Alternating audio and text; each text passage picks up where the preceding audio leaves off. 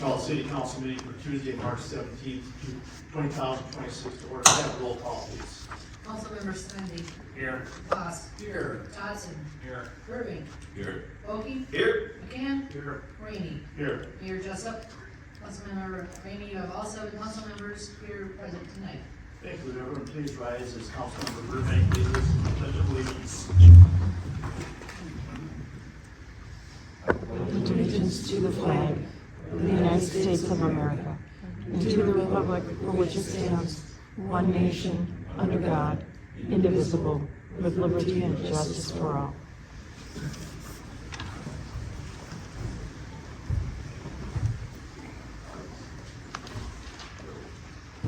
All right, first up tonight is the council agenda. We do 2 changes. Item 2.5.2 has been moved to an action item that will be in miscellaneous, and 2.5.9 has been removed. With those 2 changes, I look for a motion to approve the agenda. Motion by Brent to approve, by the second. Second by Nate. Any discussion? Hearing none, all those in favor signify by saying aye. Aye. Opposed? The agenda has been approved. First up tonight, we have a public hearing on 1.2. It's a supplemental assessment for the 2025 street utility project. And with that is resolution 1.2.1, 34-26 to approve the supplemental assessment and move account property. With that, we go to Public Works Director Sean Murphy. Good evening. Good evening, Mayor, Mayor, Council. We're actually going to have City Attorney Mark Baldwin present this. Okay. You'll recall that at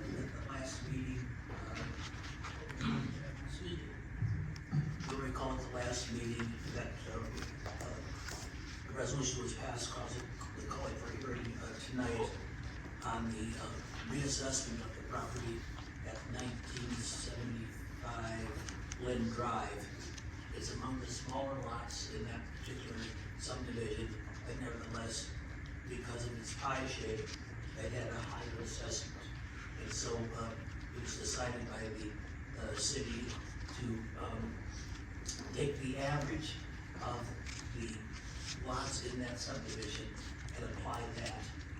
And the owner has agreed to that. So it's a reduction of the assessment from $10,064 down to $6,023. And it's really following the principle that the assessment can't exceed the benefits to the property. That's in our policy. Thank you. With that, we'll open up the public hearing at 7:03. Anyone that would like to come forward and speak on the supplemental assessment, please do so now.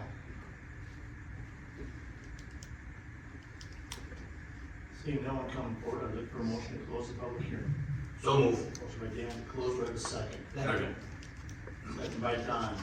Any further discussion? Hearing none, all those in favor signify by saying aye. Aye. Opposed? Motion carries. We're now up to the resolution for that 1.2.1, 34-26. Mark, there's nothing to add on that, correct? That's correct, yes. Okay. With that, I look for a motion to approve resolution 34-26. Motion by Nate to approve, by the second. Second by Doug. Any discussion? Hearing none, all those in favor signify by saying aye. Aye. Opposed? Motion carries. Our second public hearing tonight, 1.3, is a public hearing on Main Street reconstruction project with preliminary assessments. And for that, we will go to Sean. Thanks again, Council. A little background on this project. So previously requested a public hearing for preliminary assessments on the Main Street reconstruction project. Feasibility report was approved on February 17th with resolution 28-26. On February 23rd, that's when we were sent out mail notice to all of the preliminary assessments and public hearing. Project information was presented to those present at an informational meeting held on March 9th at OPU this past week. We did have an issue with the doors. OPU's automatic locks triggered at 5 o'clock, but we did have some sensation after the door was selected in that didn't want to come back open the house. The next step in this process is to recommend the city engineer to sign off on draft plans prepared by SEH for Seal County to submit to MnDOT for review of the project. Project's expected to begin late summer. There was some extensive reporting that's needed for historic properties on the project, which is needed in that federal process and environmental document. Following project completion, property owners may pay their assessment in full within 30 days of billing, with no interest after 30 days. The unpaid assessment will be certified in Seal County. The budget impact for the project is roughly $11,588,000, and that is total project cost, in which Seal County is contributing roughly over $7.4 million. The city's portion will be financed through a combination of city funds, state aid funds, OP funds, and special assessments. The preliminary assessment amount is $312,603.80, which is approximately 2.6% of the total project cost. Thank you. We'll open up this public hearing at 7:06. Anyone that would like to speak in regards to the Main Street reconstruction project, please step forward at this time.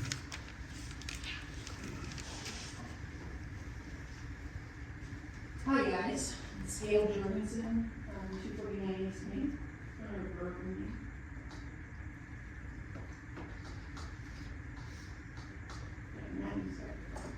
I want to thank you for listening to my concerns about this project. I'm right in the corner of Berkeley, and had that roundabout gone in, it would have affected my property a great deal. It would have prevented me from subdividing the property, put a home in there for my daughters in the future. It would have prevented me from entering my alley. It would have cut off access to my property on the side entrance and front entrance, and then of course the alley is cut off because of the roundabout, the back entry too. So I think that it didn't really affect me with my neighbors with the alley, with my neighbors who were paying for their customers going down the alley. And had it gone through, it would have really affected the property value of my property, because then without access, it's worthless, and it's historic property. I would like to renovate it, keep it up, restore it, but I had to keep the substantial money. But it's sad because I had a doing action. So thank you, my daughters, thank you, my granddaughter Louise, thanks you, because this house is also for the future, for inheritance. And she wants to make that her plan for that big old carriage house. It's really old stable. It's to have it for her animal clinic. So we'll see where that goes. But thank you.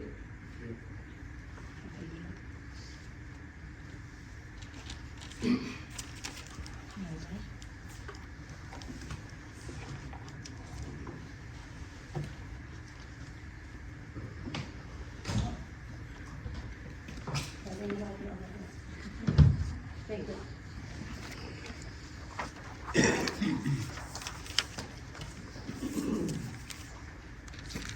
Hi, I'm Virgo Schrader. I've lived on East Main Street for many years. I lived in the 300 block, rented for several years. And then the school decided they needed the playground on Washington School. So I moved up the block to the 500 block where I've been for over 60 years. So I've seen a lot of changes going on. Like everybody else, I received this in the mail for the meeting that was going to be on the 9th. And I went down and I looked at what the projections are. Sometimes I think by the time the taxpayers get this, it's already cut and dried. It's already a decision that's been made. Tonight's hearing is just a hearing, but I have no doubt before we leave here tonight, it'll be passed. They'll be all yeas. They'll say, yes, let's go ahead with it. I have some comments I want to share. We visited with a consultant from Minneapolis who had been hired to tell us what we need. We don't need it. We need gas, water, electric, down in those 2 blocks. We need it desperately. It's old, it needs fixing. But, from Oak to Elm, they want to go on up to Grove Street. So there's 4 lanes of traffic. They want to limit it to 1 lane going past the fire station west. 1 lane going that way.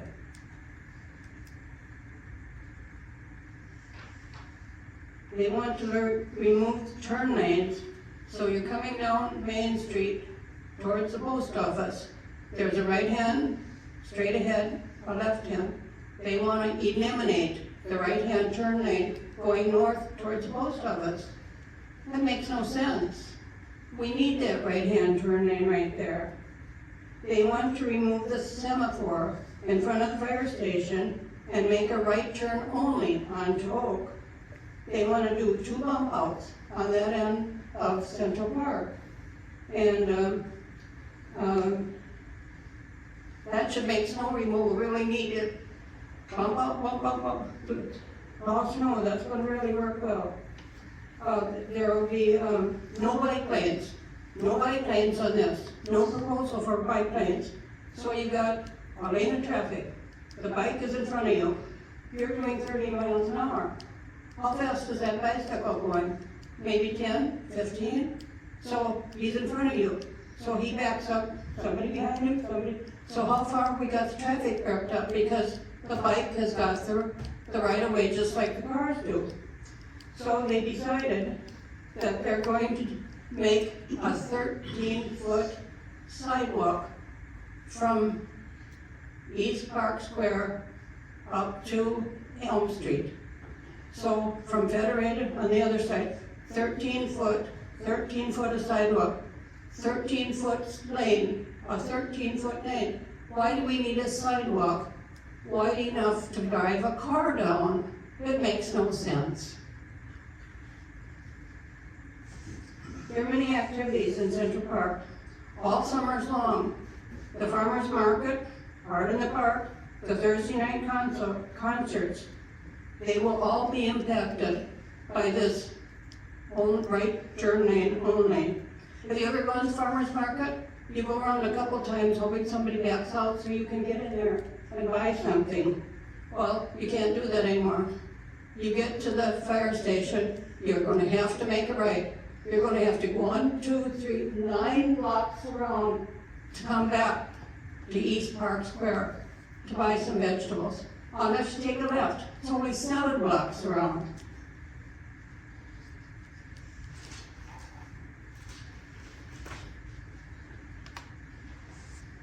Most of these activities will be curtailed.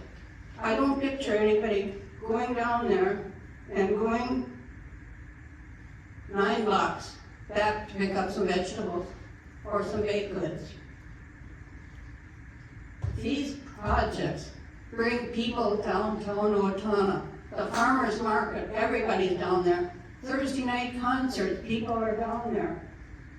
And then there will no longer be a lighted Christmas parade in Owatonna because you can't get around the park.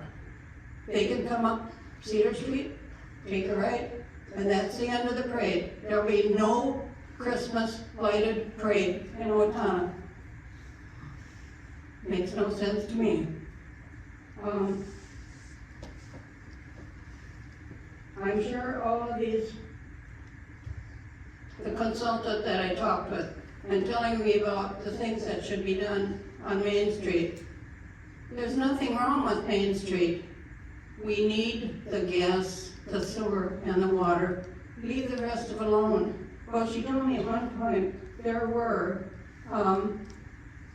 was an accident, 2011.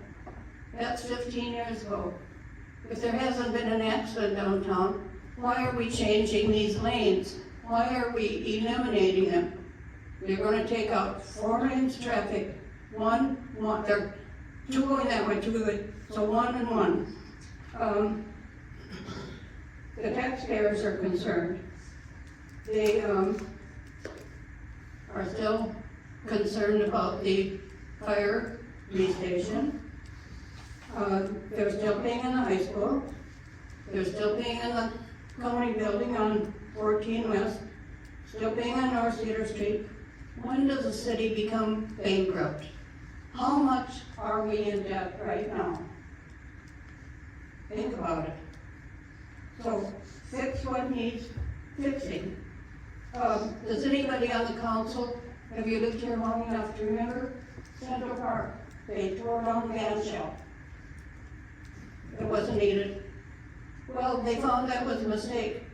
So they came back and rebuilt it to the original plans. That's why we have a pretty band shell now. But at one time, they said, we're going to tear it down. They did. So,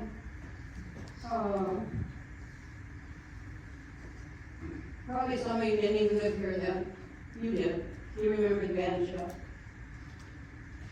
So we had that one accident. Does this mean we have a major problem downtown? I don't think so. I think if we keep the traffic flowing, so what they're going, I asked about the bike trail. So what they said, well, we got this 13-foot. We're gonna put the bikes up on the sidewalk. So from the post office going down the park, we're gonna have bicycles. We're gonna have people coming out of Federated. We're gonna have pedestrians and bicycles traveling in that area. They're not gonna be on the street. That makes no sense. The rest of the city, you drive bicycles on the street, right? That's what it says. So, I just think, we just had a major blizzard in Owatonna, but that's nothing compared to the snow job that we're gonna see here tonight. Thank you.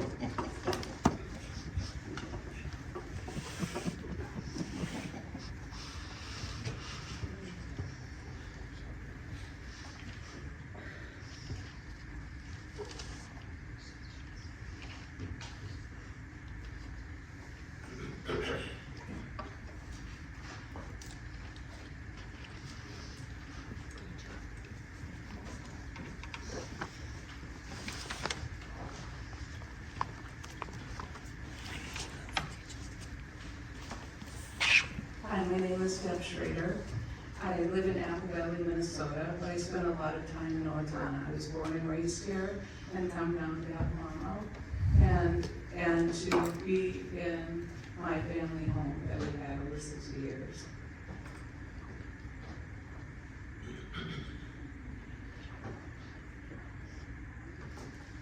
I want to echo what Mert said about wants and needs. Yes, the utilities are definitely in need. They must be updated. They haven't been touched in so long. I think late 1800s, early 1900s. It's very important. But I do have some concerns about hearing that we're going to change driving patterns. We're going to remove the dedicated right-hand turn lanes and expect that by having the right-hand turn people and the people who are going forward, that there's not going to cause a backup. And if you drive down some of the streets where that happens, you realize that it does cause backups when you don't have a dedicated right-hand turn lane. Also, we're going from 4 lanes to 3 lanes. And it confuses me that we're being told that Owatonna is going to grow so quickly. We're going to be 40,000 people. We're adding all these drivers, but we're going to change the driving pattern and go from 4 lanes to 3 lanes. I also am concerned about the bike traffic that's going to be put on the sidewalks along with rollerblades, skateboards, pedestrians. And we're saying that pedestrians are going to be safer with this new driving pattern, new sidewalk pattern, and yet we're putting wheeled instruments on the same sidewalk as we have pedestrians. To me, the new driving patterns are really wants and not needs. And I did have an aha moment trying to think of why this was concerning me so much. And it hit me that going from 4 to 3 driving lanes, removing dedicated right-hand turns, having sidewalks where we have pedestrian traffic and bike traffic. And it hit me so hard. The major street that I live on in Apple Valley, that's what they're doing. They're going from 4 to 3 lanes, taking out dedicated right and turn lanes, putting lights on the sidewalks. And I smile because the center lane is meant for left-hand turns. But you know what it's become? It's become a passing lane to get around the drivers who are trying to turn right and backing up vehicles. And it just is very convenient to zip over to that center turn lane. So I'd like to just say that Owatonna is a very unique city. It's a city I love to come home to. But what's going to happen downtown is going to cause a lot of blockages. There are going to be more accidents. There are going to be people that think they can use that center lane as a passing lane. There are going to be issues with bikes and pedestrians. We don't want to emulate the Twin Cities. We want to be our own unique selves. Thank you.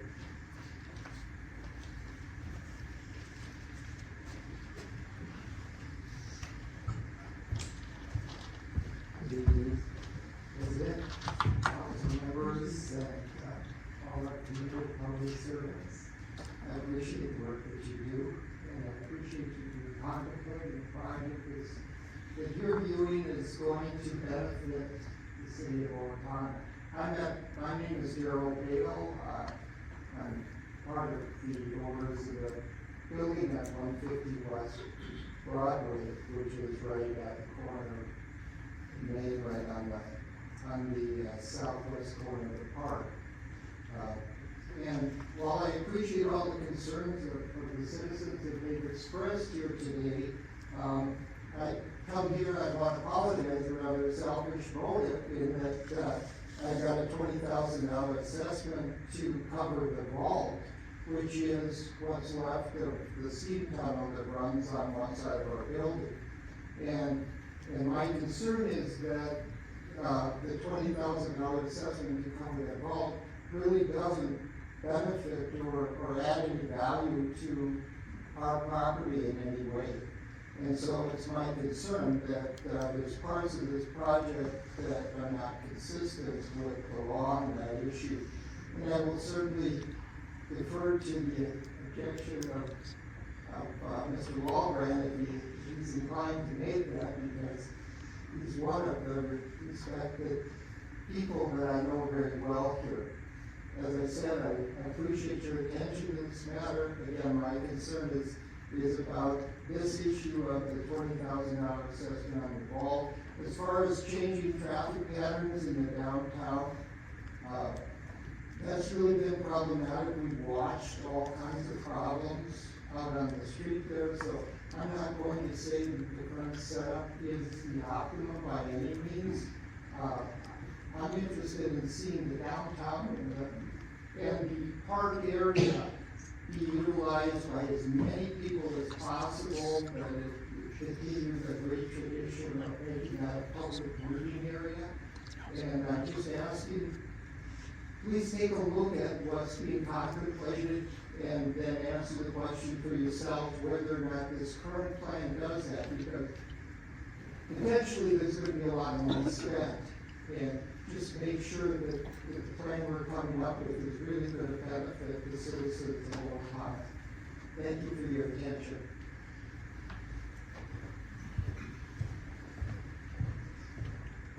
Anyone else?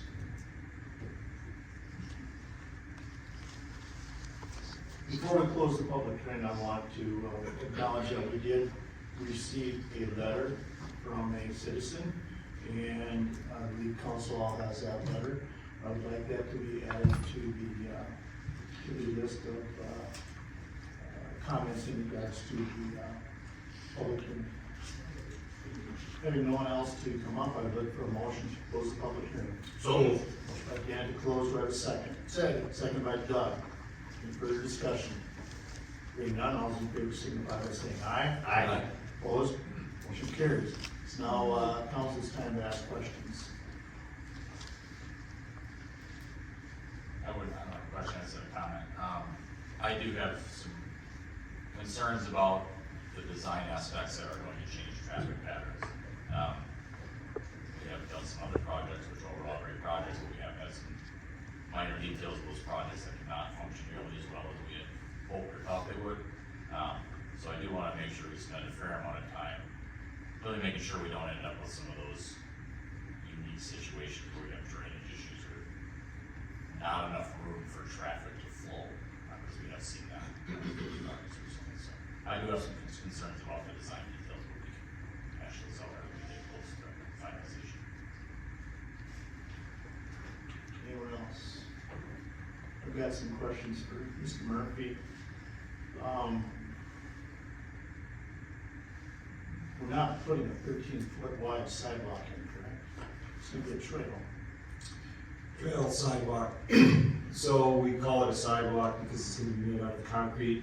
It's typical of downtowns, but it'll be functioning as a multi-use trail. Okay. Does Federated weigh in in regards to traffic on the trail?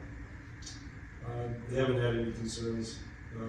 We've had several meetings with them individually with their property group, and there are no issues with the proposed design in terms of widening the sidewalks. Okay. And all the trails in town are walkable? Side, Correct, they're mostly used bicycles, trails. rollerblades? Even e-bikes that can go well over 30 miles an hour. Yes. Which road carries more traffic, Oak or Main? That's a good question. I don't have it off the top of my head, but I can get that answer for you. Because if you recall, Oak was a 4-lane road, and the county decided to put it back at 3 lanes. I was concerned, I didn't think it'd work. 1 lane going north, 1 south, the middle is the turn lane. It's worked extremely well. And I travel that road every day, and I don't see cars using the middle as passing. Chief Mondale, for you, are there tickets being issued for people driving down the turn lane? I'm gonna look to my colleague in the back. One second. Says no. Okay. And when I'm traveling about town off duty, I don't see it as well either. I don't see citations issued for using the turn lane to pass or overtake vehicles. Okay, thank you. Councilmember Rainey? Yes.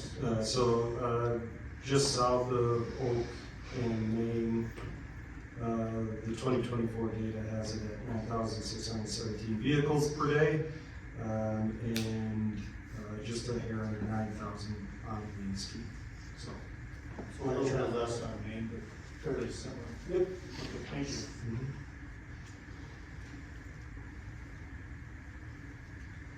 The other concern that was brought up was the exit onto Main Street from the west side of Central Park, a right turn only. I know that there was discussion of making Broadway a two lane. Is that going anywhere? That's still the plan, so whenever we are able to fund and implement Broadway reconstruction from Oak to Park Square, it would be looked at to making that 2-way traffic. So they're just going 1 block and then heading east. Okay, thank you. Any questions for council? That brings us up to our resolution 1.3.1, resolution 35-16, order improvement authorized plans, Main Street reconstruction project. Sean, do you have anything else to add? Nope, just staff recommends approval. Okay. So with that, I would look for a motion to approve. Motion to approve. Motion by Doug to approve, do I have a second? Second. Second by Dave. Any further discussion? Nate? The only thing I would add is, what's the percentage of the assessable amount, under 3% of the project? 2.6. We'd like to once again highlight how our assessments do not garner enough revenue to justify maintaining the program as it is. We need to figure out a different way to, because it probably won't have to amount to $20,000 full is not commensurate with the value increase on property. Once again, we should do something. Thank you. Anything else? We have a motion and a second, all in favor signify by saying aye. Aye. Opposed, motion carries. We're now to consent agenda. Consent agenda consists of city council meeting minutes, other board commission minutes, licenses, permits, and miscellaneous items all grouped together for the council to review prior to the meeting and vote on collectively. With that, I will entertain a motion on these consent agenda items. Motion by Don to approve, do I have a second? Second. Second by Nate. Any discussion? Hearing none, all those in favor signify by saying aye. Aye. Opposed? Motion carries. We're now up to action items. Our first one tonight, we have two ordinances. The first is 3.1.1, second reading, proposed ordinance 26-02, for the use of motorized ATVs, UTVs, mini trucks, and golf carts. And with that, we go to Police Chief Jeff Mondale. Mr. President, Rainey, good evening, council. We've studied this for about 15 months now. We finally come to our final reading of the proposed ordinance. So the one we're referencing tonight is the ordinance that was prepared by Mr. Walburn's office. It was dated March 12th at 9:37 a.m. Mr. Walburn also provided a summary of the ordinance, summary publication.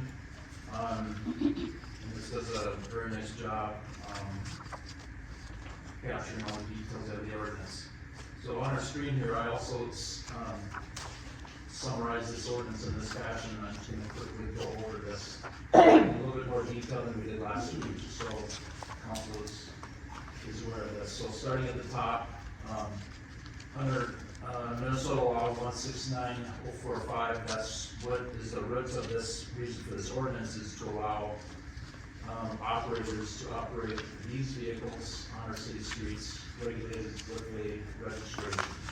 So all three vehicles, actually there's more than three, it's golf carts, off-road vehicles, UTVs, ATVs, and mini trucks is all captured in this chapter 169.045 law. So registration plate is required on all those vehicles. A driver's license is required on all three vehicles, or all vehicles. In addition to the ATVs, if you're born after July 1, 1987, you also need an ATV operator's safety course certificate. Again, some of these laws are not all captured in our ordinance, so residents should look at Chapter 84, which is the Minnesota Department of Natural Resources laws regarding off-road vehicles, UTVs, and ATVs. Insurance and the proof of insurance on board is required of all vehicles. Vehicle lighting is only required if the vehicle is equipped. If it's not equipped, then operating these vehicles is limited to daylight hours. Any hours after sunset or during inclement weather requires headlights. Many trucks are typically equipped with vehicle lighting and would be required anytime they're driving. Signal and brake lights are required on all vehicles, except if the vehicle is not equipped as standard equipment, a hand signal would be sufficient under Minnesota Law 169.19. Helmets are required for operators on off-road vehicles, UTVs, and ATVs for those passengers and operators under the age of 18. On my chart here, it looks like the cells merged. So helmets in the middle cell, it should be under 18, and then the seat belts is something different.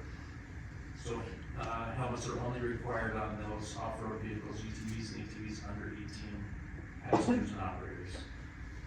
Seat belts are required if equipped, and it's typically standardized equipment for Class 2 ATVs. And Class 2 ATVs are defined in this ordinance. Mirrors are required only if vision is obstructed. Mirrors are typical standardized equipment for mini trucks. Occupants, pitching and standing. The reason why we have this is because we've seen instances in town where people are standing on the back of golf carts, pitching rides, standing on the side, foot rails. So this was quite intentional where the city wanted to provide some safety mechanisms here. So you have to be seated in a factory designated seat on all the vehicles, and then no pitching behind. So no towing of persons behind these vehicles. These vehicles are not to be operated on any city parks, trails, or sidewalks, except golf carts are allowed on the paths leading from, or along Rose Street from the Country View neighborhood. They can use that sidewalk or that trail, so they're not driving on Rose Street.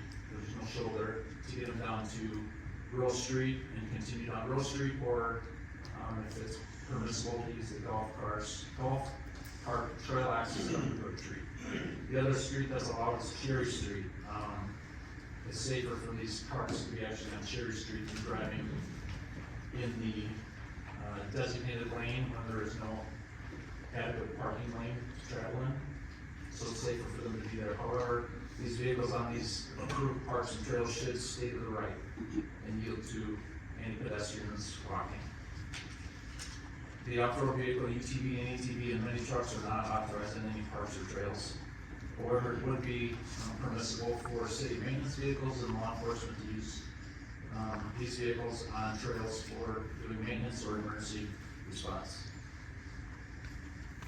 The roadways that are restricted, golf carts, they're limited to 30-mile-an-hour speed zones or less.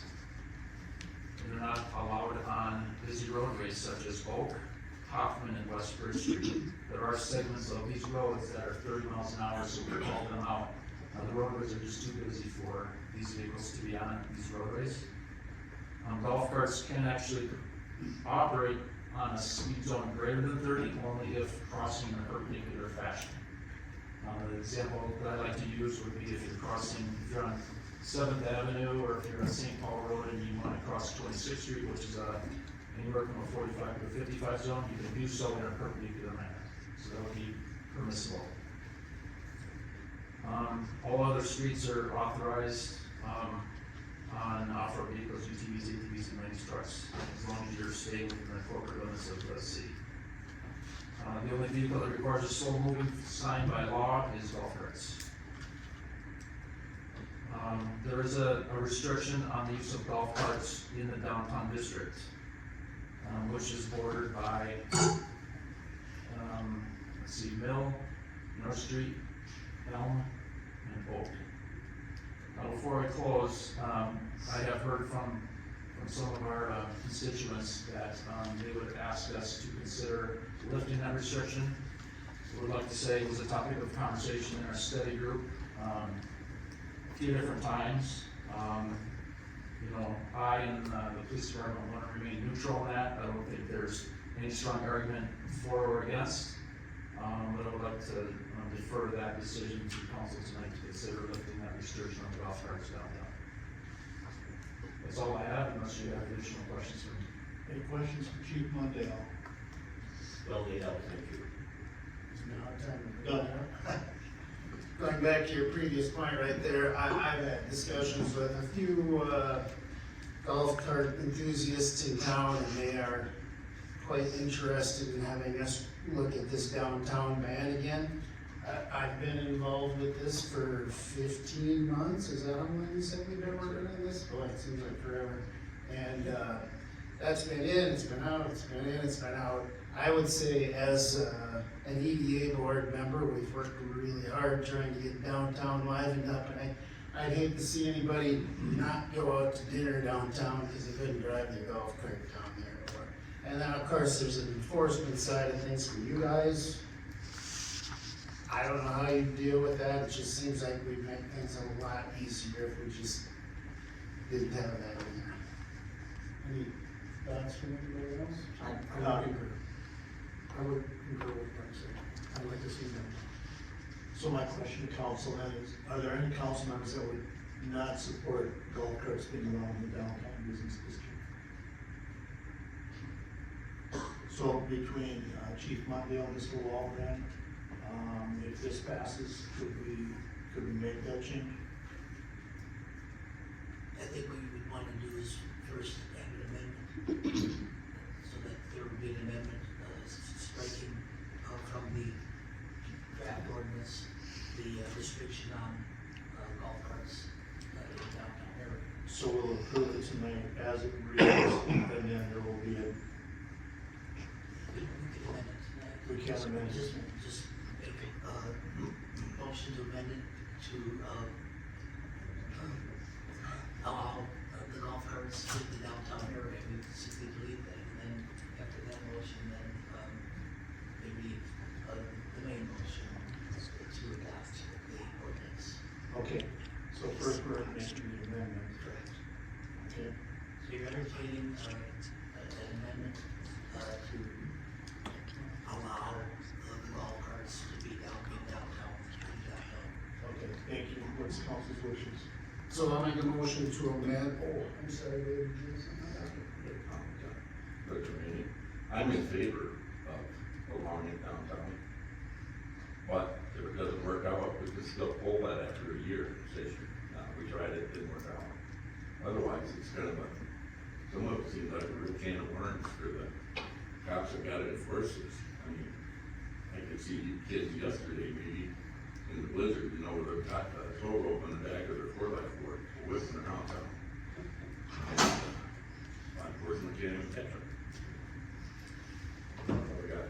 Okay, then I will go ahead and make an amendment to what we have to, with the motion to allow golf carts in the downtown area. Is that wordsmith correct? We have a motion by Councilmember Voss to make an amendment to the ordinance allowing golf carts in the downtown, or removing the downtown business restriction in the ordinance. Do I have a second? Second. Second by Nate. Any further discussion? Hearing none, all those in favor signify by saying aye. Aye. Opposed? That has been approved. Now we're looking for a motion to approve the 3.1.1. So move. Motion by Dan to approve. Do I have a second? Second. Second by Nate. Any further discussion? This is an ordinance, so you know, this is an ordinance. Yes. So- Yes.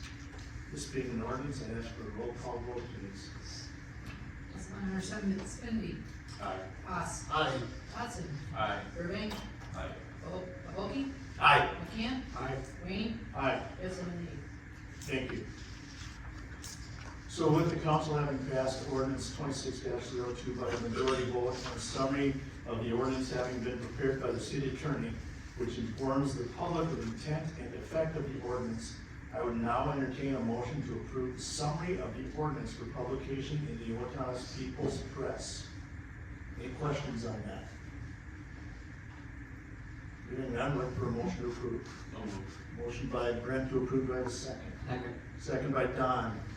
Any further discussion? Hearing none, all those in favor signify by saying aye. Aye. Opposed? Motion carries. We're now up to 3.1.2, second reading of proposed ordinance 26-03, the permit fee for golf carts, ATVs, UTVs, and mini trucks. Once again, Chief Mondale. All right, this stays the same. Our recommendation is all UTVs, ATVs, mini trucks, golf carts, the initial registration, good for 3 years, is $45. Renewals after that is $15, also good for 3 years. We do have the ability for dealer registration plates with no expiration. Also, each plate carries a $45 registration fee. Thank you. Any questions for Jeff on this? Hearing none, look for a motion to approve. Motion approved. Motion by Doug to approve, do I have a second? Second. Second by Dave. Once again, this is ordinance, I ask for a roll call vote, please. Councilmember Spinby. Aye. Haas. Aye. Watson. Aye. Burbank. Aye. Bulky. Aye. McCann. Aye. Rainey. Aye. President Lee. Thank you. We have 6 resolutions tonight. The first one is 3.2.1, resolution 36-26 Rose Creek Center. And for that, we go to Troy Fletcher, Community Development Director. Good evening. Good evening.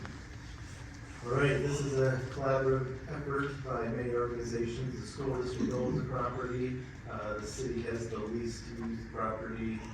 Owatonna Area Business Development Center would have a sublease to us, and then be operating the facility with the chamber, running the retail portion of it, and Main Street being in charge of other retail shops, public utilities, providing contributed services, and the Owatonna Foundation is providing a grant to get some of the work done. So there's been many approvals as part of this process, and the last one is the conditional use permit, the zoning approval for the retail portion of this project. So conditional use permit is needed for the outdoor sales, as well as the number of buildings on the property. So the proposal is for 8 shops, so 10 by 12 shops, would be located in the parking lot with a boardwalk, so leading to the handicap accessibility route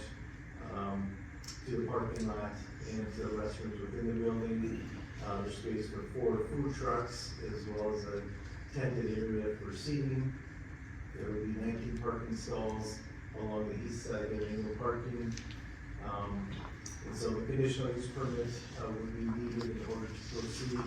I believe 4 of the shops are currently under construction by the women's class at the high school, and the plan is to get everything up and going as soon as possible. If they're going to start with 4 shops to begin with here. So we did have a public hearing on this at Planning Commission.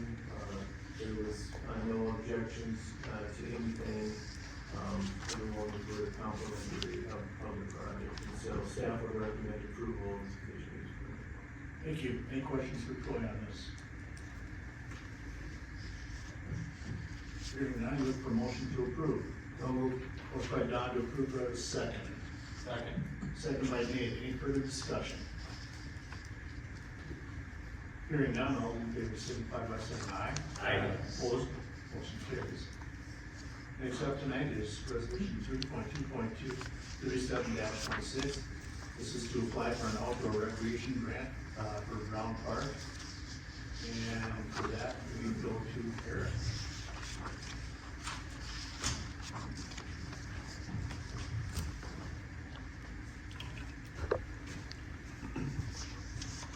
Council members, this is a resolution requesting approval to apply for the DNR grant. Basically, similar to what we did at the Lincoln School, location, DNR grant there as well. We currently have $61,000 that was designated to CIP in 2023 to redo some of the Brown Park tennis courts, which between that and then looking at other avenues such as the pickleball and anything with the roller majors, we kind of rule out the pickleball side of things, but we want to reuse some of those courts and both basketball and the tennis courts in the baseball. So we're looking at having $61,000 as well as a couple of matching grant items, and it's in kind to match a 1-for-1 grant with the DNR. And this is basically requesting to approve for the grant because it still has a pretty competitive grant process to go through. Thank you. Any questions for Eric on this? Don? Eric, just a question related to taking Brown Park's tennis courts on service. We contacted the tennis association where they, on this, do you have any thoughts or comments or work with them? We discussed some of this stuff with the tennis association more so directly. Obviously, taking main courts out for a group that has interest in sport and stuff. We prefer to have the tennis courts back in there. The use that we found in those were there was not much use on those courts for tennis itself. Now they were a little bit different style. They're not the standard asphalt type of court. They were more that what the true term is, it's more like a sand type of court surface. It was not heavily used out there. And those courts, actually, the base of the courts are pretty rough shape in the situation that ours was. probably a $400,000 to $500,000 replacement just to rebuild those bases out of those. So we purchased it with something else that has another need and more need for the overall community, or community park is probably for this. I was encouraged to hear that you're gonna make it similar to Lincoln, because I see that utilized extensively, for multi-purpose activities. So, thank you.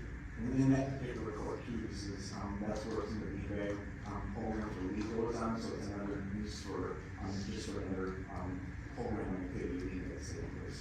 Just a comment related, I know the Green Bay people really enjoy that court versus being down at Morehouse Square. It was a little bit more mosquito-ridden than being on that court. So, thank you. Eric, my question is, well, first of all, I grew up near there, so I spent a lot of time at Brown Park. It was a great parking stay. It did have asphalt courts. That's why I learned how to play tennis, so it's a great place. It is in disrepair. It needs some fixing. And this question may or may not be for you, maybe it's for Ms. Tuma, but we really need to get these grants if we're gonna do this right. How competitive is this, and do you feel like we got a decent chance to get some DNR money? Well, I would say they're competitive as any grant go out there. We have some people on our staff that really do a good job with grant writing and do a good job overall. So we are just as much opportunity as the next person to get a grant like this. And because it's the design of it, what we're trying to put in is different menus that the DNR like to see. So I would say we got a strong chance to get it. It's just a matter of the more money they have and how they distribute their money. Okay, well, we'll cross our fingers, thank you. Any other questions? Hearing none, look for a motion to approve. So moved. Motion by Dan to approve, do I have a second? Second by Don, any further discussion?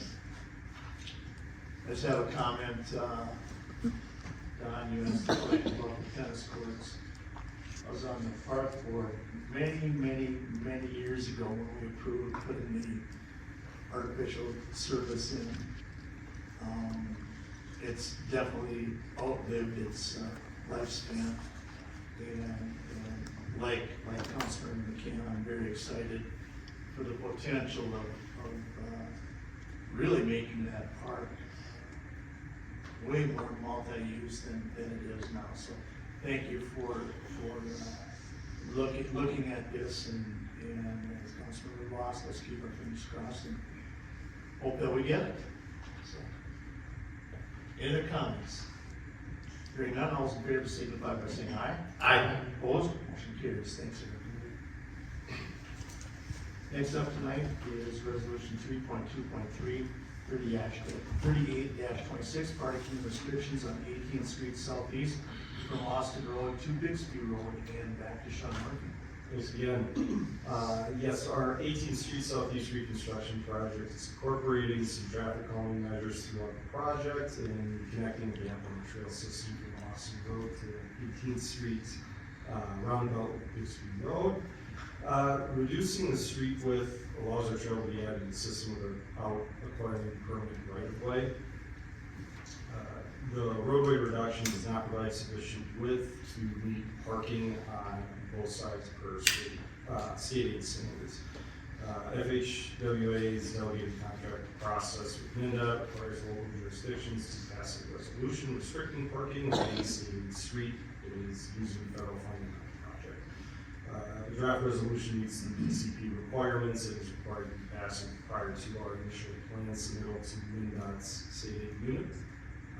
The costs are already incorporated into the project and will be paid for with state aid funds. Staff recommends approval.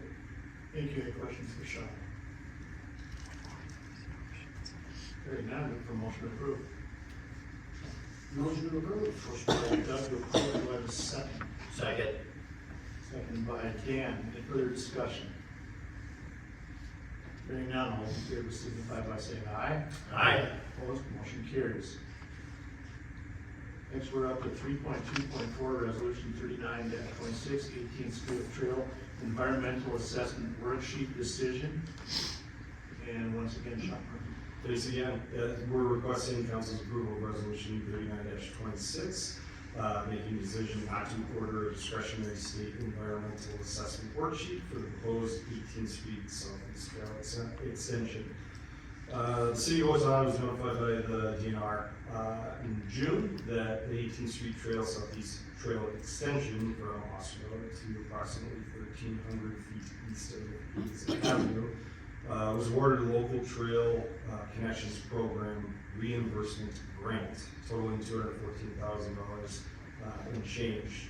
In order to access those grant funds, there are certain things that we have to jump through to satisfy the requirements of that reimbursement grant. One of them is completing additional documentation, which includes trail project environmental review compliance.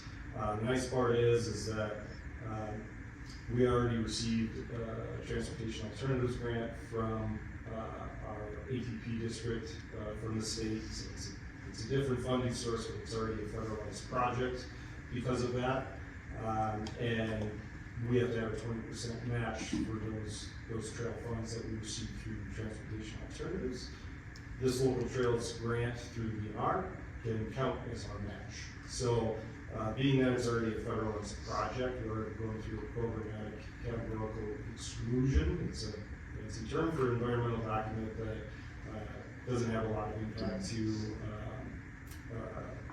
environmental impacts. So we have prepared that with our consultant SEH.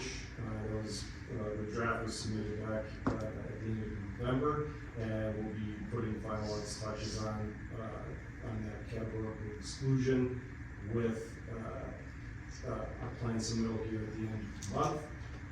With that, as long as we're completing the categorical exclusion, we do not need to do an environmental assessment worksheet, and we do not need any of the state statutory minimums to require one. So with that, staff recommends approval, and there are no additional expenses that would be incurred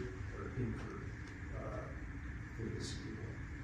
Thank you. Any questions for Sean? Motion approved. We have a motion by me to approve. We have a second. Second by Ron. Don, you can. I did have a question. Yep. So basically this environmental worksheet, it wasn't necessary from the get-go. No, and so to be fair, we have a lot of, or DNR has a lot of trail grant applications that are not necessarily tied to a right-of-way.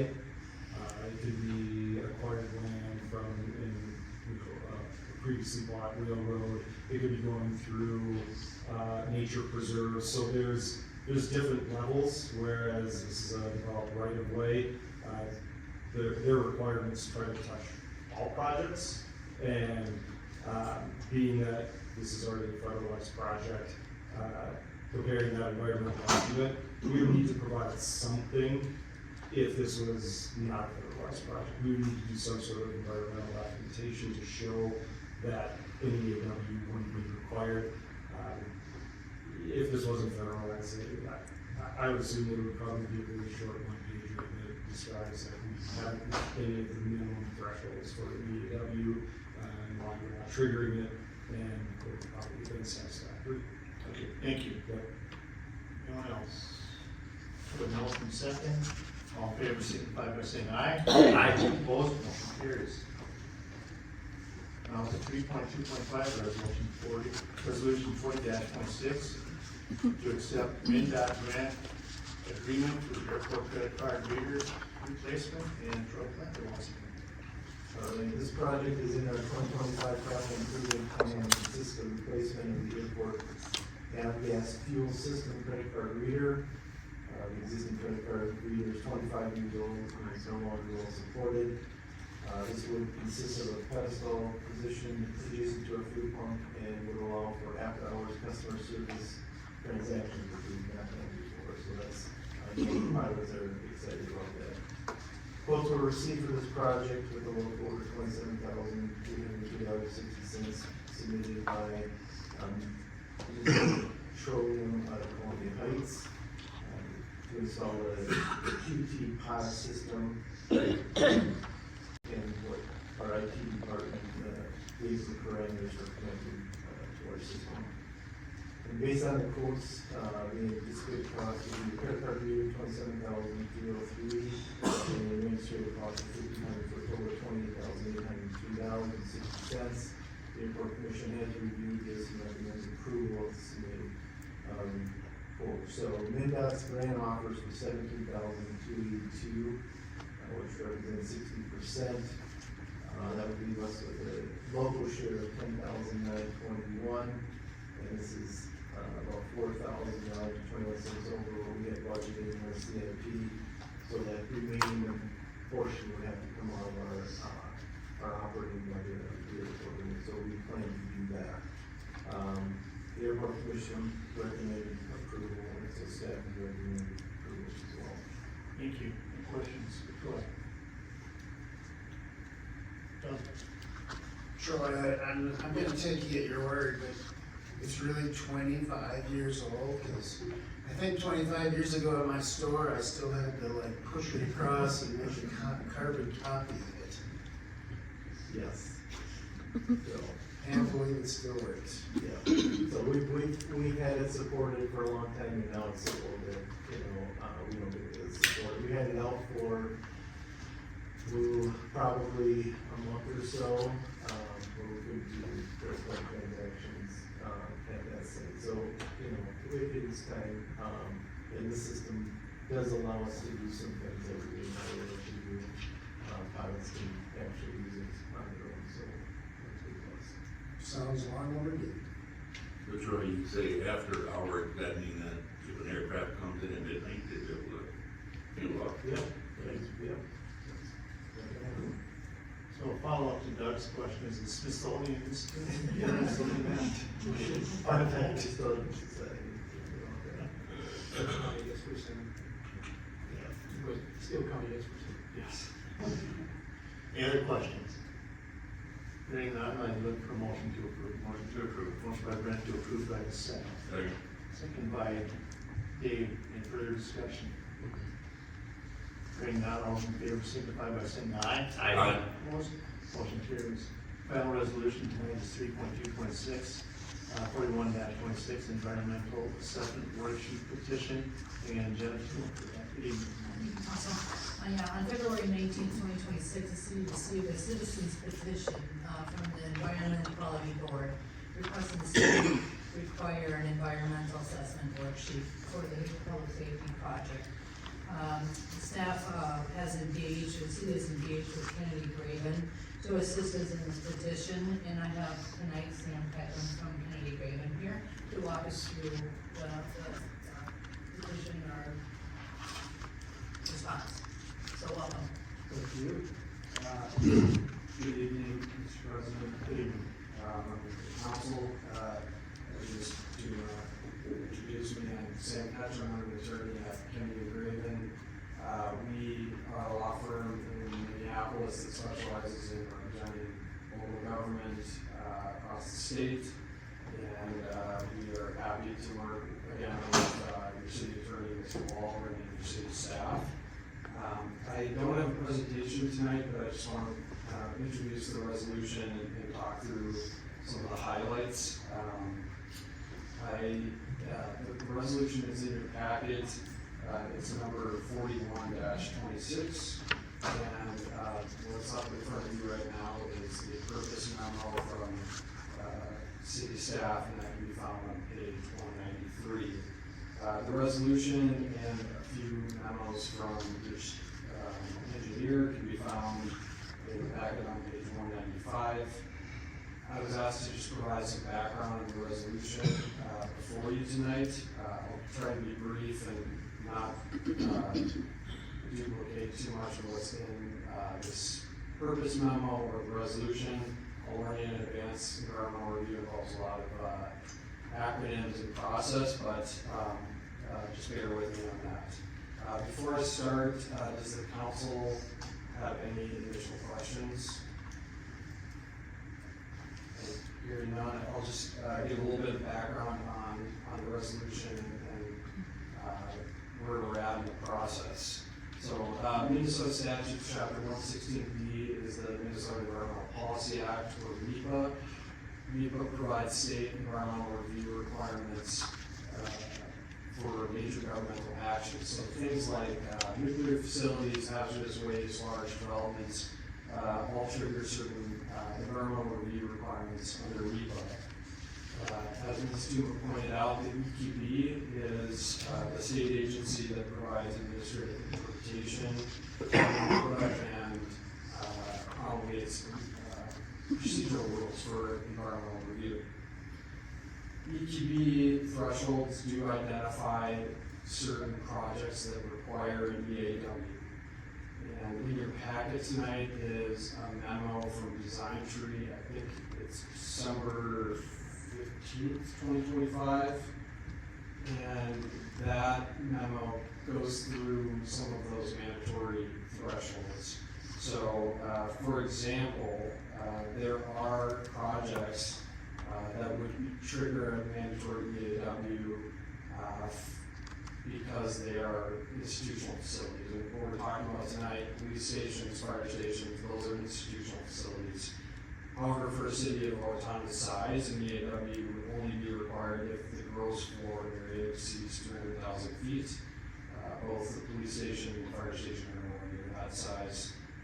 They're specific sizes in the memo, but I just highlight that there's a number of other kind of thresholds that memo examines, and essentially it determines that none of the mandatory EAW thresholds are triggered, and I'll quote this: the projects are modest in scale, they are not located in environmentally sensitive areas, and they do not involve regulated environmental impacts that are consistent with existing municipal land use and infrastructure planning.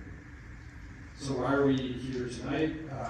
Even though the engineer determined that no mandatory EAW is required, EQB rules do allow citizens to petition for an EAW. And the city did receive such a petition on February 19th, and the city is now required to make a decision on that petition at this council meeting. To do so, we do have to look at some specific criteria under the EQB rules, and staff was, again, smart in having Design Tree kind of provide a memo outlining those specific criteria. So that's that second memo that's in your packet tonight, dated March 3rd, 2026. Right? And if you want to kind of highlight a few things in that memo and then point to specific findings of the resolution, if it's possible, so I can do that, the resolution. Tim, can you pull up the resolution right there? It's 4126, one down, up. There you go. Maybe you can scroll down a little bit.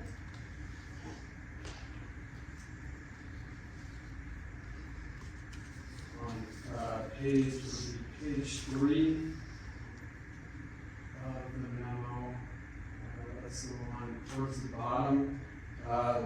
This is where the resolution kind of identifies and examines those criteria, which again are supported by that Design Tree memo. But just want to highlight the second one from the bottom talks again about the specific environmental effects of the project. They are typical small-scale urban institutional development to include temporary construction disturbance, limited vegetation clearing, minor increases in surface area. They do not involve activities that would create long-term irreversible environmental effects. The second criteria under that EQB rule is basically an examination of cumulative environmental effects. The resolution before you tonight, again, was supported by the Design Tree memo, talks about how essentially the cumulative environmental effects are not significant. It's a modest project, and there are not specific sensitive environmental resources that are impacted. You could just go again to the next page. I just want to highlight 2 more findings in the resolution. So at the top here, this finding talks about how some of the, although there are environmental effects that are talked about in the previous findings, limited vegetation clearing, some active, as a result of the temporary construction, things like that. Those environmental effects are subject to existing regulatory frameworks. So we have mitigation under the ordinances, there's stormwater management, construction permitting, things like that, that have the ability to control the environmental effects that this project would create. Finally, the next finding talks about, basically goes hand in hand with the previous one. The environmental effects of the project can be anticipated or controlled through those studies and planning and things like the stormwater management and then municipal requirements. So I highlight those things. Those are the criteria that we really have to focus on tonight as part of the resolution. But again, I'm happy to answer any of the questions about it. Ultimately, what we're recommending for approval is that we deny the petition based off of the findings of the resolution as well as the design tree memos. And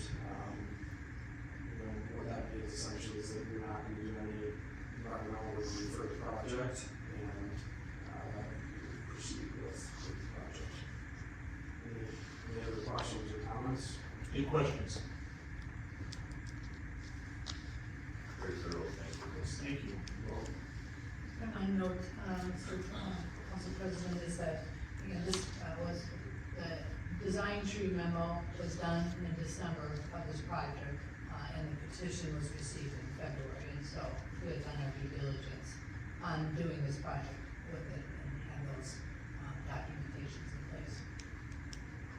Thank you. Staff recommends approval. Thank you. Any questions? Hearing none, look for a motion. I want to reiterate, We had this assessment, whether we need or not, we had this already done before citizens asked us to do this. We had done it in December, as part of this project review, just managing this project, or the petition came in, February 18th. Thank you. Look for a motion approved.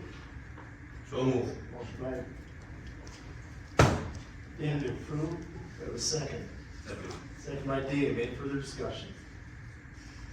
Hearing none, all those in favor signify by saying aye. Aye. Opposed? Motion carries. We have two miscellaneous items tonight. The first one is 2.5.2, and we go back to Troy Plecker for that. All right, this is a new service agreement. The Housing Redevelopment Authority receives federal funds to run our housing assistance programs. These programs are very more specific accounting and reporting to meet federal standards for the programs. And these duties are currently done by the city's finance department and our consultant, Abdo. As we look ahead to the operation of the finance department, our consultant, Abdo is recommending that we have a third-party consultant handle such accounting and reporting for the federal housing programs. Hawkins Ash CPAs specialize in this accounting and reporting and can more efficiently perform these duties. They are very familiar with the HUD regulations and ensure that the HRA stays in compliance. This agreement would also address the findings in our HRA audit that the HRA did not have enough separation of duties. We just have a small department, and so there's only a few people, that are handling that. So a third-party consultant doing these duties would provide that separation of duties. So it does help us in that regard. The rate of the agreement is $180 per hour. Staff is estimating approximately $1,000 per month as needed under the agreement. Currently, the insurer pays the finance department $1,000 per month for financial services. So those monies will just shift to the consultant to do that instead. So staff would recommend approval of the services with the Hawkins Ash. Thank you. Any questions for Flo? Hearing none, I look for a motion to approve. So, Motion by Dan to approve, do I have a second? Second by Don, any further discussion? Hearing none, all those in favor signify by saying aye. Aye. Opposed, motion carries. Our final miscellaneous item tonight is 3.3.1, professional services agreement with the wastewater treatment, exterior coatings, greener world solutions. Back to Sean Murphy. Thanks again. We're requesting council's approval of this agreement with Green World Solutions for exterior coating services at a wastewater treatment facility. Exterior walls at the wastewater treatment facility are in need of exterior painting, as much of the existing exterior coatings are original to the buildings. Maintenance work will address any voids, cracking, steel seams, and caulking joints. This is going to occur on our primary clarifiers, exterior aeration basins, final clarifiers, digester, anoxic splitter box, and torch pad. We received 2 quotes, one from Green World Solutions, one from Team Coatings. Green World Solutions came in at $116,312. They were lower bid, and the agreement is to not exceed that amount with a prior approval from the city of Owatonna. Cost will be paid by the cemetery service CIP, and so recommends approval. Thank you. Any questions for Sean? Doug? Sean, we're all excited that we're pretty much done down there, which is awesome. This is 2 meetings in a row, we've got these little additional ones that we get close to the end of that.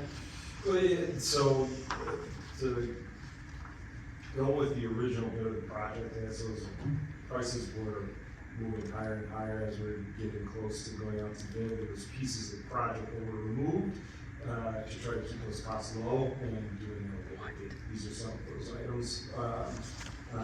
We also save on, whatever upcharge it would be from the general contractor performing that work, it's just selling it out. So working direct with the contractor also saves the city money as well. Well done, it's a spectacular place. I know we have an open house coming up, so make sure everybody knows about it. Yep, we'll definitely be promoting that. Any other questions? Hearing none, look for a motion to approve. Motion approved. By Doug to approve, do I have a second? Second by Don, any further discussion? Hearing none, all in favor signify by saying aye. Aye. Opposed, motion carries. Staff report tonight, we have one, it's parking and recreation, Eric Anderson.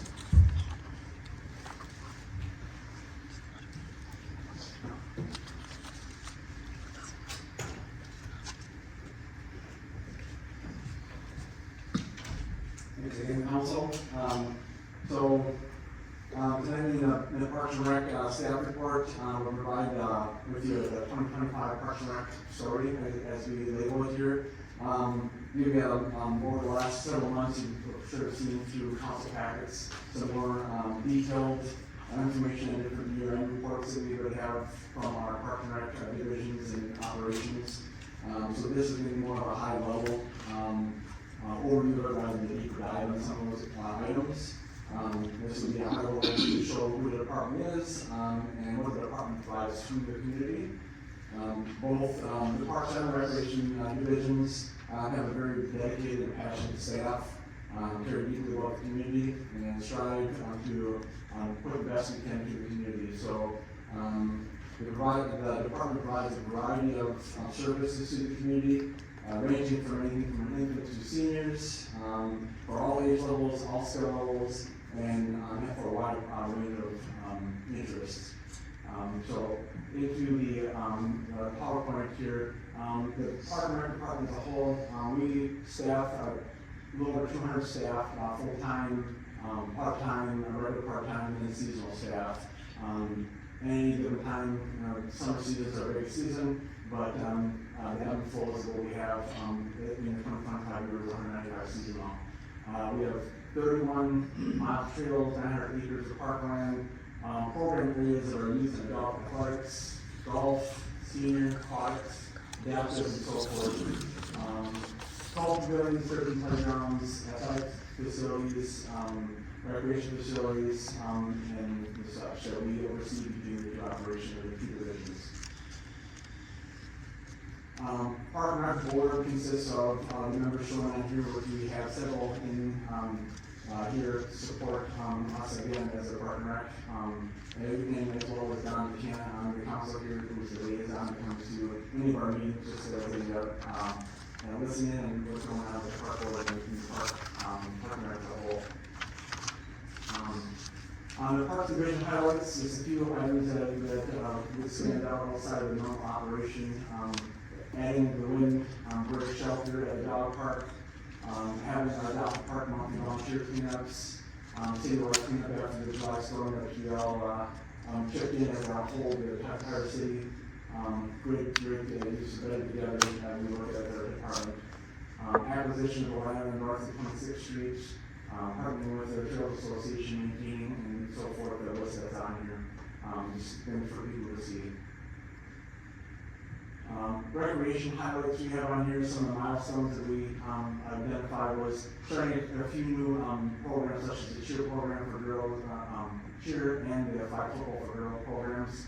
Revamping our kayaking program, which we spoke earlier today regarding our study session, talking about some of our equipment. This is one item that we really enhanced. I'm trying to get a stronger kayaking program. And then 50+ membership, we renamed that program to the largest membership. We do have our community events that stand out, things that are the Golden Code, our Rec and Roll program, which a couple of years ago now that we had a partnership with the Road for Sport. Moving the parks, we do the Park Passport, and then one Spooky Pumpkin Trail, which is actually a program that really boomed this year. We went from about 300 participants to about 1,300 people that were down in the program, which is a big hit for us. And then as a whole, moving our recreation division, all of our offices to Level Hall, basically another example of it together for our team. First, in Water Park, field highlights are underground circulation, plumbing repairs. Never like to see and want to see those, but our staff and facility staff coming in and being able to do a lot of those repairs and seeing that done before the season gets underway. Some of the storm damage, but then additionally the ICS facility assessment, knowing what we're looking at and what we need to keep that in good order. The grocery golf course, seen some new and additional events. Chillicothe Food and Beverage Partner that started out there about April and have close to a year developed, which is great now that they're now starting their second year when we're getting the next golf course season started. So it's good to have both of us in operation at the same time moving forward. And then there's some little awards that stand out. The best place is the swim for Water Park, second place goes to golf, grocery.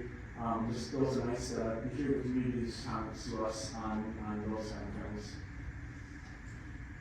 Recreation impact and reach. As I referenced before, you've seen a lot of the drilled in numbers and details and stuff, but this is our total track of participation, which is registrations and programs that we can actually track. We nearly impacted 70,000 community members that participated in some way or form. That is not including parks, trails, things that people are just talking about doing on their own beyond just the registration.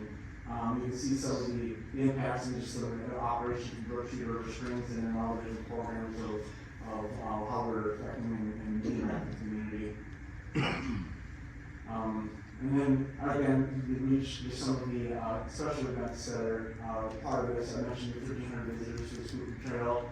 Records ago, we had 430 participants involved in that, and then our Golden Cold Festival, which continues to improve and enhance itself as we go along with partnerships with the Chamber and other community member organizations that are part of that group. Just a lot of ways that we get out there and interact with the public again. Then marketing impacts, just some of the significant ones on here. Social media is the first one, nearly 2.7 million Facebook views between the 3 pages we have.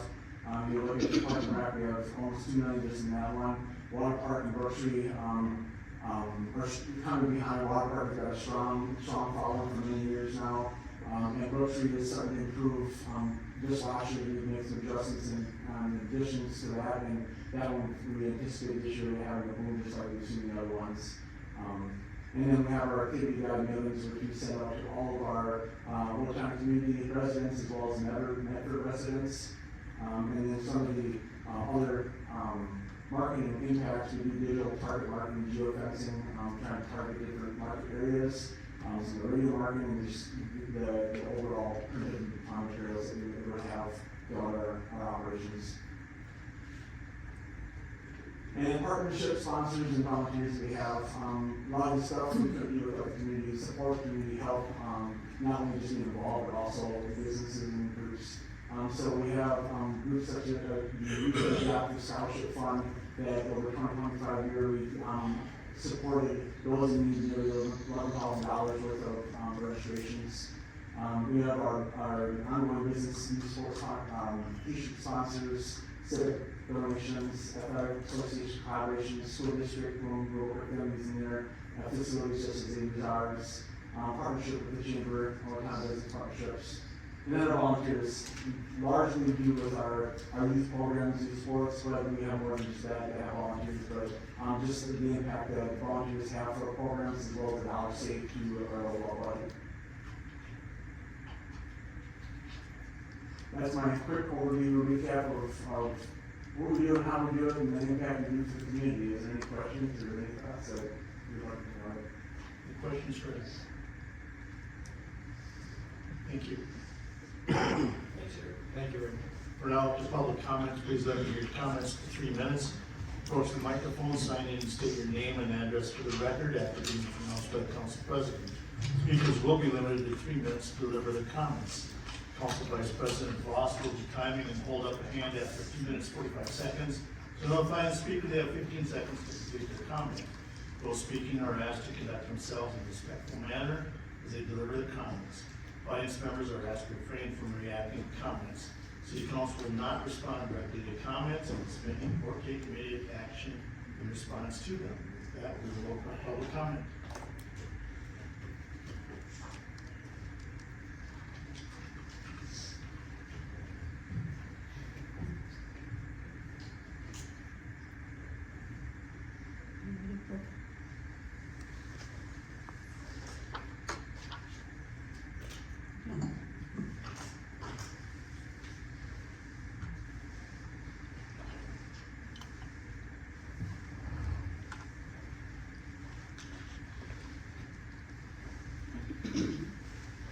Hello, my name is Steve LeCount.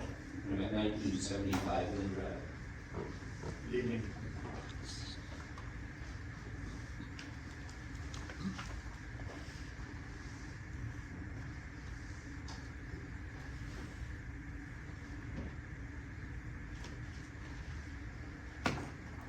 I would like to just thank the council, your staff for the work that they did in helping with the process of amending the special assessment on the project at Lynn Drive. I had the opportunity to be sitting on, I think, 4 council meetings. Very enlightening. I have a new appreciation for the work that you guys do and your staff. Appreciate that. I heard at these meetings, I've heard at least 5 people sitting around here, staff and council, identify a problem with the way the special projects are funded. And what I haven't heard is how do we get the solution to that concern or problem into an action plan? And I take Mr. Bolte's comments at the last meeting to heart. If there's anything I can do to help move that along, I would be happy to do that. Thank you. Thank you. Anyone else this evening?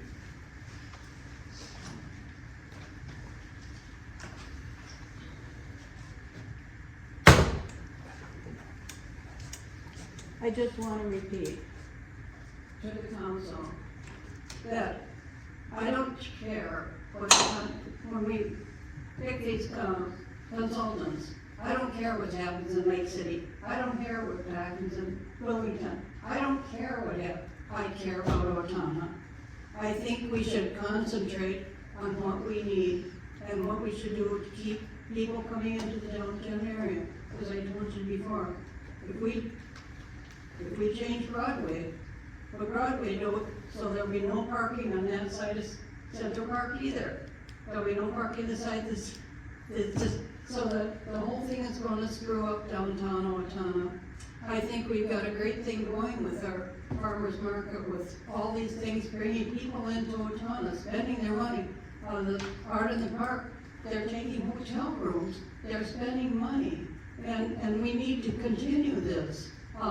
If they dry up, we're not gonna have anything downtown. If we don't have a farmer's market, if we don't have, all that parade at Christmas, I just hesitate to think, that's so sad. That's so sad because it brings people in. Have you ever stood in Central Park at Christmas and they have these barrels out there and they've got the wood burning in it and it smells so good and they're singing up in the band shop? We can't take that away. So by suggesting we change Broadway, then I have to tell you, so we start down here, I just have to tell you, Front Street, Pearl Street, Pearl Street, Pine Street, Broadway, Main, Mill Street, Rice Street, School Street, Phelps Street, University, Prospect, Southview. I know all these streets. I know all these streets by heart. And it's actually I just quoted you 1 mile. So don't mess up the downtown. Just forget about the consultants. Ask the people at Owatonna what we want and what we want to pay for. I saw $11 million on top of everything else, and I think, my money tree in my backyard dried up. I don't know when yours is gonna dry up, but we can't keep paying these consultants money to tell me what is cutesy, because everything that's cutesy has a price tag on it. So stop before you vote on this Main Street project and think about what you're doing to the citizens that are bringing money into downtown. Thank you.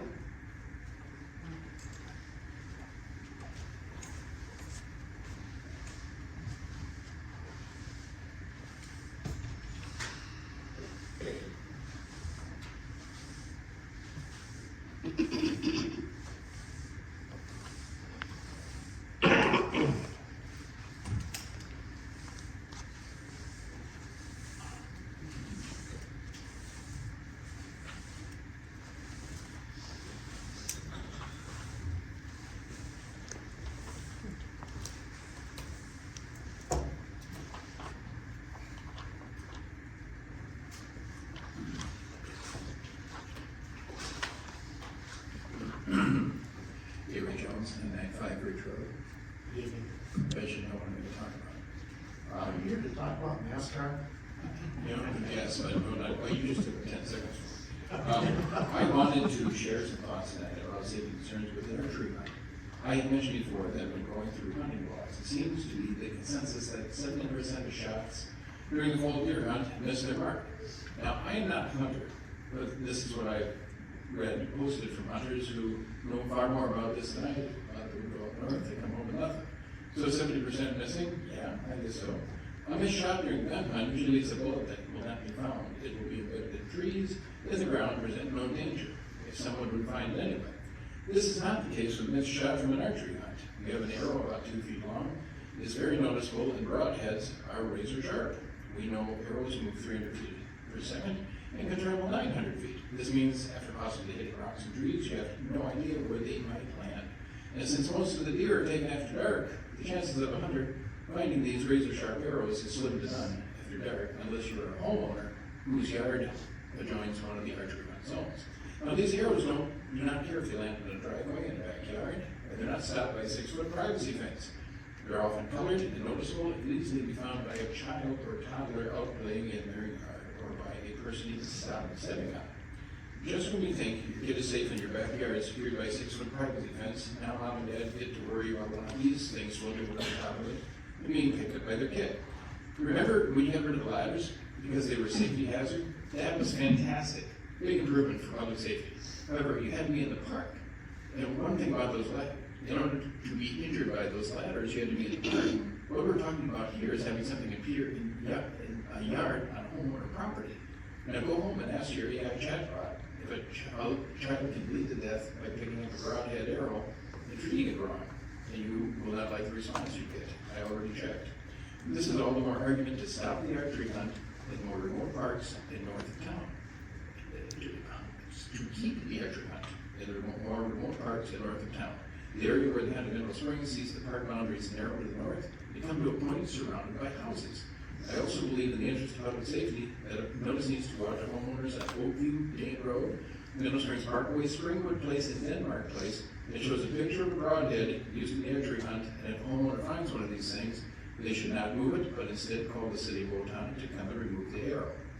Or, you can be proactive, get this out of Middle Springs, keep everybody safe, and avoid the whole issue. Thank you. Anyone else this evening? Seeing no one coming forward, we will close the public comment. We're now up to council comment. And first up tonight is Councilmember Stenby. I would just like to have the department directors thank their employees for the excellent job that our crews did over that storm the last couple of days. To move on the storm. Hopefully with this warm weather here coming up, it will melt a lot of the way. So they did an excellent job moving that snow around. Councilmember Voss. I would second that. Job very, very well done. Councilmember Dodson. Yeah. Councilmember Burbank. I was Sean at Candy Bar, he came through today for me. No, so thank you, Sean. And no more yet. Councilmember Bulkey. Nothing, go ahead. Councilmember McCann. Just a comment, the mayor and I were up in the cities for the League of Minnesota Capital Day, and we had a chance to meet with Representative Saxon, and we were able to meet with Senator Jotansky, and was actually on the farm. It was a good day. It was just interesting to listen to what's happening at the Capitol, what their perspectives are. And just talking to other cities, there were some just interesting things that they're dealing with that we don't have to deal with. One was the wastewater leaders so far ahead of everybody else. So thank you to this council before I go on and what you do. Because they're scrambling and there's no more for people to look at. So but it was very interesting, really. Thank you. And then I would like to really, that's my say about the crews that did a great job. And even before we got the big snowstorm, thank you to the street department for filling in some potholes. They did a great job. Thank you. Thank you. City Administrator Tuma. I just want to add to that crew includes our street department, our park and rec department, and our government buildings really did a lot of pushing the snow, so just want to make sure everybody realizes it does take a complete team to do across the city. Yeah, I too, that was a lot of snow. And it was heavy and it was frustrating and my back hurts. Yeah, it hurts bad. And what a fantastic crew. Thank you to the citizens for being so patient. This is the first snowstorm that I did not get emails or phone calls complaining because the roads weren't done when people needed them done. I think everyone realized that it was a mess and it was going to take a while. So thank you, citizens, for your patience. It is very much appreciated. Thank you to our staff who went out there and just did yeoman's work. Really appreciate it. A couple other things. Sad news, Carol Zeta passed away. She's a former city council member. Yeah. She served on the council, I believe, in the 90s. So sad to hear Carol passing away. And then, on behalf of staff and council, we send our sincere sympathies to the Dotson family. We pray that your family can find comfort in the days ahead, and just sad news coming out of the Dotson family. So, with that, there's no other business before us tonight. I'd look for a motion to adjourn. So moved. Motion by Dan to adjourn, do I have a second? Second. Second by Dave. Any further discussion? Hearing none, all those in favor signify by saying aye. Aye. Opposed, motion carries. That's the council and people leave in a timely manner. Thank you.